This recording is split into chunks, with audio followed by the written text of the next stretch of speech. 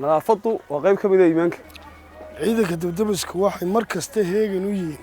si ay ugala qayb qaadan lahayn nadaafadda ololaha ee joogtada bil kasta khamiista u dambaysa